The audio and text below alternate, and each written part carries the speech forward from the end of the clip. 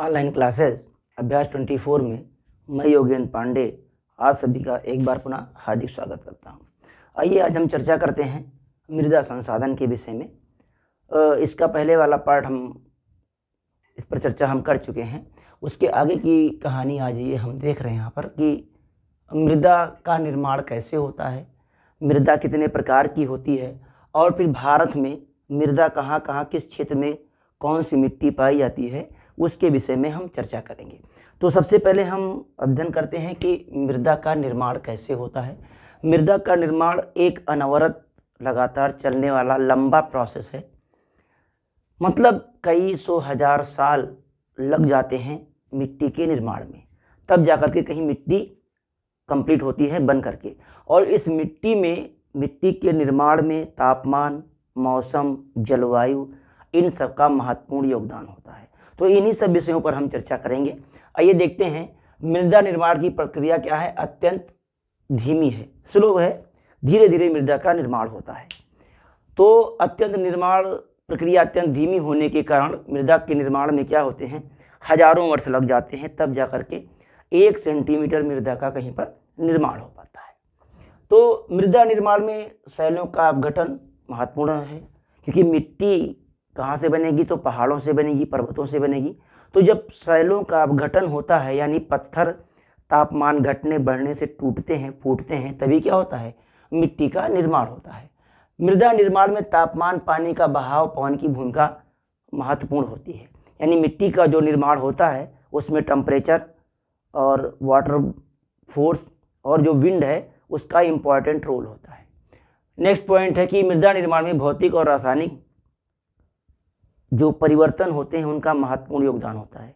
यानी मिट्टी के निर्माण में भौतिक और रासायनिक परिवर्तनों का भी महत्वपूर्ण योगदान होता है।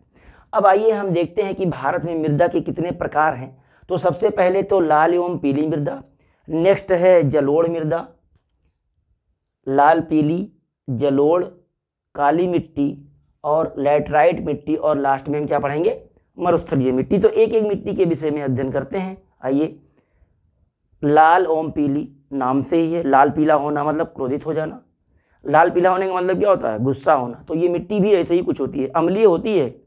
तो अम्ल जहाँ होगा वो लाल पीला होएगा भाई, नो डाउट। लोहे की अधिकता के कारण इसका रंग क्या, लाल या पीला होता है। ये मिट्टी क्या होती है, अम्लीय होती है। दूसरा, चूने के प्रयोग से इसकी जो फर्टिलिटी कैपेबिलिटी है उसमें इंक्रीज किया जा सकता है। यानी चूने के प्रयोग से हम इसकी उर्वरता को बढ़ा सकते हैं।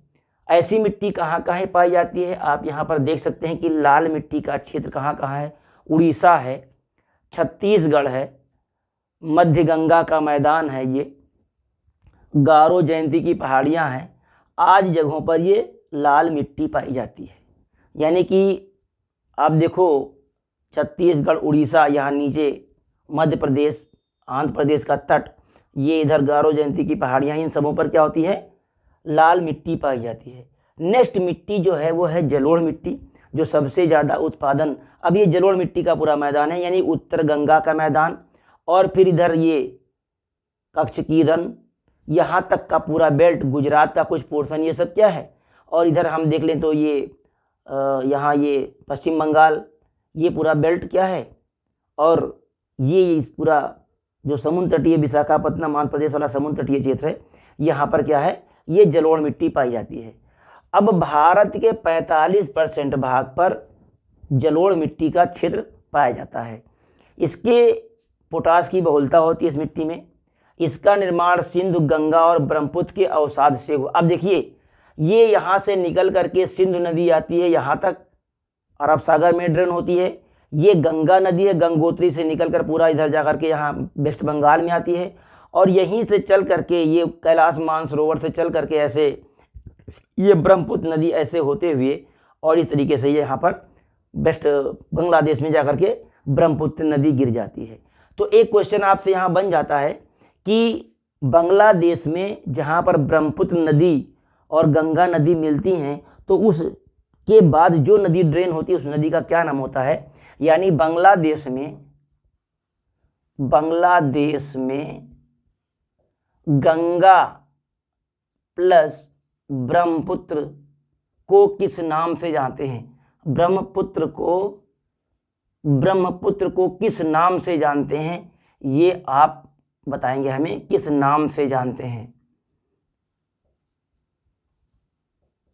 क्लियर, किस नाम से जानते हैं? यानी कि बांग्लादेश में हम इधर से गंगा नदी यहाँ ड्रेन हो करके आती है, उत्तर प्रदेश से होते हुए बिहार और बंगाल होते हुए यहाँ गंगा नदी ड्रेन करती है, और इधर से ये सिंधु नदी इधर से ये ब्रह्मपुत्र नदी ऐसे चल करके यहाँ से यू आकार का टर्न बनाते हुए इस तरीके से यहाँ पर आकर के गंगा और ब्रह्मपुत्र नदी आपस में मिल जाती है। तो इसको क्या कहते हैं? और गंगा और ब्रह्मपुत्र नदियां ही विश्व के सबसे बड़े डेल्टे का निर्माण करती हैं। उस डेल्टा, विश्व का सबसे बड़ा डेल्टा आप बताएंगे क्या है? विश्व का सबसे बड़ा डेल्टा, इसका भी निर्माण गंगा ब्रह्मपुत्र की जो नदी निकल के आती है वही करती है। तो उस डेल्टे का भी नाम आप बताएंगे। यहाँ पर किस प्रकार के वृक्ष पाए जाते हैं इस डेल्टा में, ये भी आप बताएंगे। आइए आगे देखते हैं। तो आयु के आधार पर सबसे पुरानी मिट्टी क्या है? जलोढ़ मिट्टी है, जिसको बांगर कहते हैं, और नई जलोढ़ मिट्टी को हम खादर बोलते हैं। इस मिट्टी में गन्ना, गेहूं, चावल, मतलब सभी प्रकार की फसलें इस जलोढ़ मिट्टी में उगाई जा सकती हैं, उगाई जाती भी हैं। काली मृदा देखिए, इसे रेगुर मिट्टी भी कहा जाता है। एक नंबर का क्वेश्चन यहाँ से आपका बनेगा कि रेगुर मिट्टी को या काली मिट्टी को किस नाम से जानते हैं? तो उसका आंसर हो जाएगा रेगुर मिट्टी। इसमें टिटनेफेरस और मैग्नेटाइट के जीवाश्म की उपस्थिति होती है। बेसाल चट्टानों से इसका निर्माण होता है, यानी काली मिट्टी का जो निर्माण है। अब काली मिट्टी का क्षेत्र भारत में देख लीजिए, ये कच्छ की रण और ये पूरा महाराष्ट्र, आधा पोर्शन गुजरात, ये सब क्या है? ये काली मिट्टी के क्षेत्र हैं। गुजरात में कुछ जलोढ़ मिट्टी का भी बेल्ट है और कुछ काली मिट्टी का भी बेल्ट है। ये मिट्टी कपास की खेती लिए सबसे ज़्यादा उपयुक्त होती है। अब कहाँ कहाँ पाया जाता है? महाराष्ट्र, सौराष्ट्र, मालवा, मध्य प्रदेश और छत्तीसगढ़ के पठारों में पाई जाती है।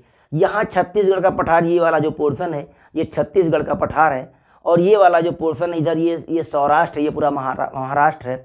मालवा यहाँ पड़ता है, और मध्य प्रदेश भी, ये पूरा इस पूरे बेल्ट में मध्य प्रदेश। इस तरीके से हम देखें तो ये पूरा बेल्ट क्या कहलाता है?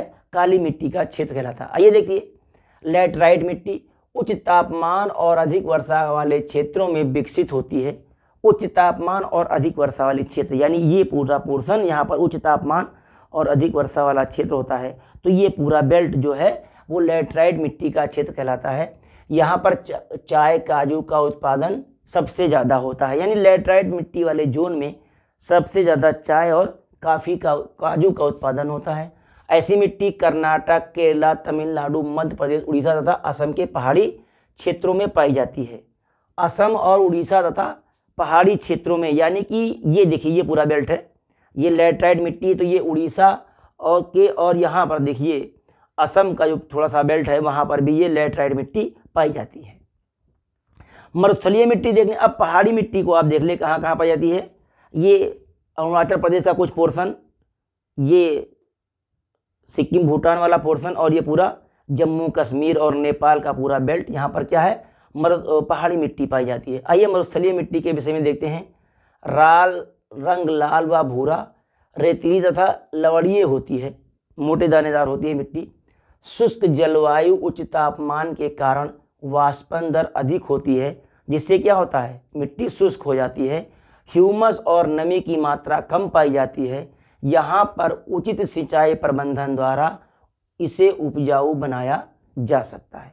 तो इस प्रकार से एक छोटा सा टॉपिक रहा कि भारत में जो विभिन्न प्रकार की मिट्टियाँ पाई जाती हैं, उस मिट्टी के विषय में हमने बहुत शॉर्ट में, बहुत ब्रीफ में समझा, और इस मिट्टी में कौन कौन सी फसलें उगाई जाती हैं ये भी हमने देखा कि खास करके लाल और पीली मिट्टी में, खास करके जलोढ़ मिट्टी में, काली मिट्टी में, तमिलनाडु वाले बेल्ट में, और ये मरुस्थलीय मिट्टी में, यहाँ पर तो कृषि करना लगभग असंभव है। लेकिन ज्वार, बाजरा जैसी फसलें राजस्थान में उगाई जाती हैं। गन्ना है, धान है, गेहूँ है, चावल और है ना, ये सारी फसलें। गंगा के मैदान में मूंगफली है, ये सब मध्य प्रदेश, काजू है, इधर पूरा ये लैटराइट वाला क्षेत्र, और कपास यहाँ सौराष्ट्र, और ये पूरा मालवा, और थोड़ा गुजरात और महाराष्ट्र वाले क्षेत्रों में। इस तरीके से ये पूरा एक बेल्ट है जिसमें हम भारत की विभिन्न मिट्टियों के प्रकार को देख सकते हैं। तो मेरे साथ आपको बने रहने के लिए एक बार पुनः धन्यवाद। और इस तरीके से ये रहा पूरा मिट्टी का पोर्शन, जिसको आप अच्छे से तैयार कर लें। धन्यवाद।